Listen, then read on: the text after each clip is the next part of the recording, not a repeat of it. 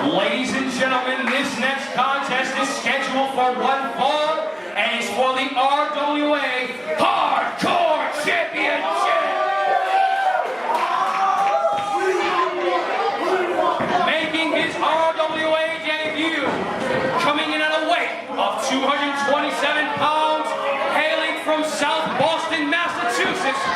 No gimmicks needed, Jace!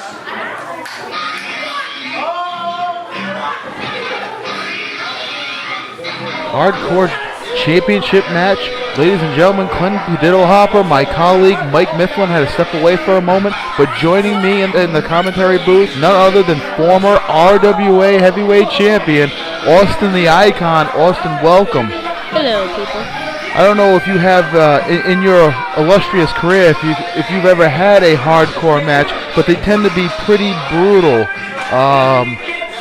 This with Rob Marsh should be nothing more than a slaughter fest, I assure you. I'm not sure this may give you nightmares. Are you sure you want to be part of this? You're sure, okay. Well, Alex Jace, a newcomer here to the RWA. I don't know much about him, do you? Okay, let's go to Bobby Rossi. Introducing the first of his two opponents, weighing in at 171 pounds, hailing from Nashville, New Hampshire, Scot Nightengale.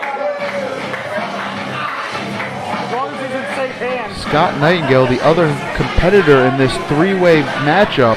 I don't know, do you remember Scotty Nightengale? Now, you may have been too young, but he is quite the accomplished amateur wrestler, but sticks to the hardcore style. That's more his forte. And You see him carrying a chair there, so I guess you're right.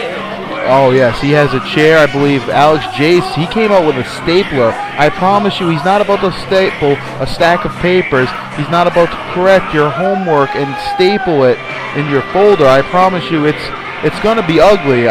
You sure? I'm going to ask you one more time. I'm sure. Okay. All right, well, let's go back to Bobby Rossi for the introduction of our champion.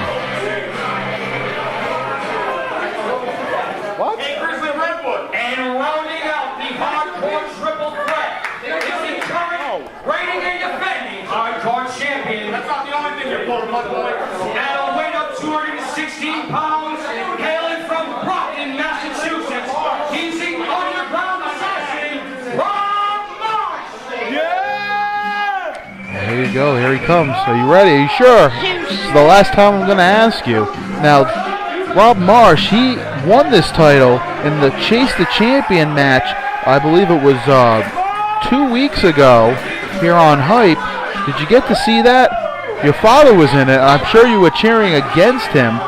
Yeah, I don't blame you right there. I missed it. Well, it was quite the slobber knocker, as a fat cowboy would say. Do you have a prediction for this match right here? I can't really say because they all brought out weapons to the ring, so it's like no one has the advantage here because they all have stuff. Well, personally, myself, I give the champion.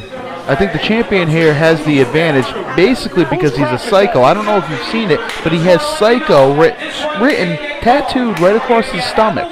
Now that's a guy you don't want to bet against. Look at him, smiling like a lunatic, and he's happy as a pig in poop, as they say. I don't want to curse in front of you.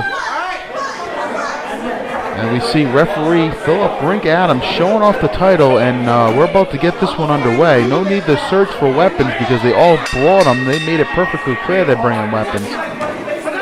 Three of them, oh my goodness, standing off against each other, punching each other in the face. Now, you've had some epic encounters with your brother Adam. I don't know, has it ever gotten to that point? I sure hope not. I know you come from a broken home where your mom went with Crimson Alchemy, your father, he went with the agency. Yeah, it's been tough times. Tough times, but you've been dealing with it, hanging in there. That's good to hear. Rob Marsh now has a cookie sheet. There's no cookies, however. Did you happen to see what happened with those?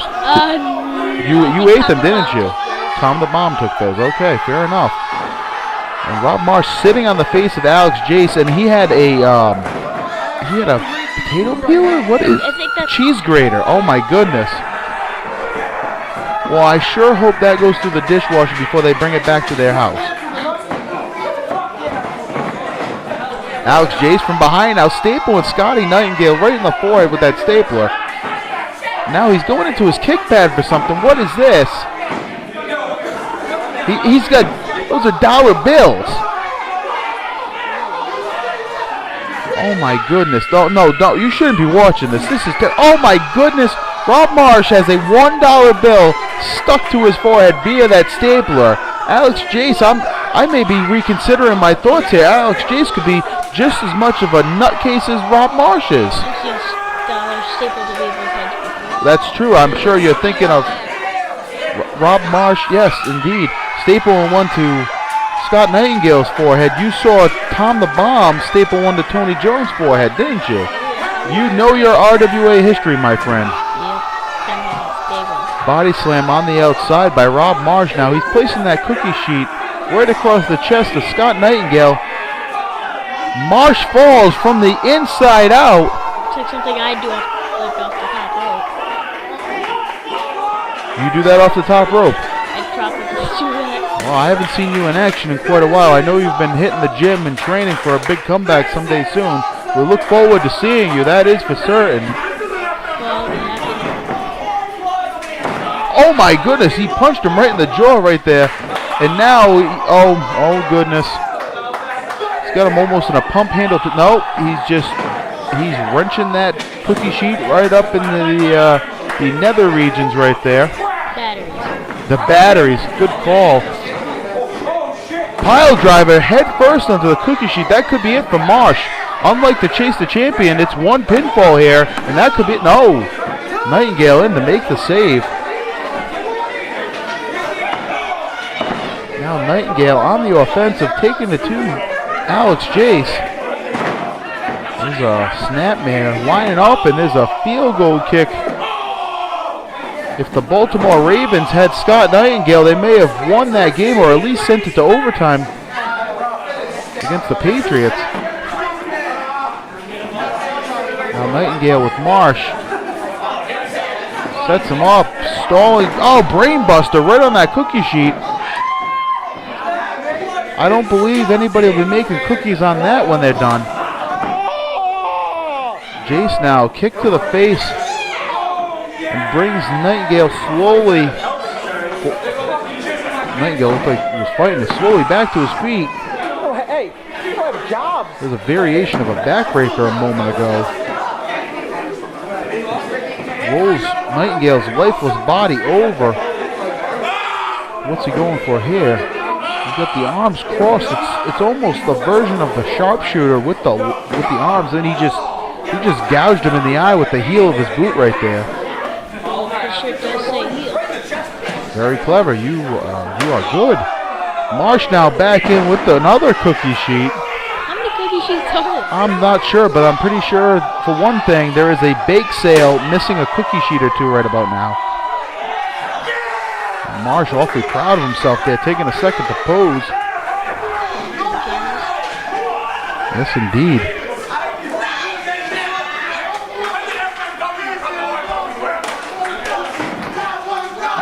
Now Marsh with Nightengale has those arms behind his back. Up he goes, down, pile driver. I think Jace just threw something in at Marsh for a second there. May have been that stapler. Round he goes. A modified DDT right there on Marsh. More than likely dropping him on that cookie sheet. I couldn't see from my vantage point here. Now he's got that arm again. Round he goes, and he's going to hit that modified DDT right on Nightengale. There's a cover, but Marsh is up. He's got to watch out. Nicely done. Drop kick sends down Jace, and Marsh to the outside now. He has a steel chair. And this has ugly written all over it. What's he going to do? Austin, he's going to the top. They call it the high rent district. High rent district. You generally pay more when you live higher in the air in a building. That's what it means. Pay attention to it. Down he goes. Both knees with the chair across the chest. You can count to 100. This one's over. And Rob Marsh retains. I told you so. Pay up, kid. I didn't bet you anything. Well, we're going to go back to the tape to double check. I'm pretty sure as we see a slow motion instant replay right there. Well, let's send it to Bobby Rossi standing by with Bill Victor. And we'll be back before you know it.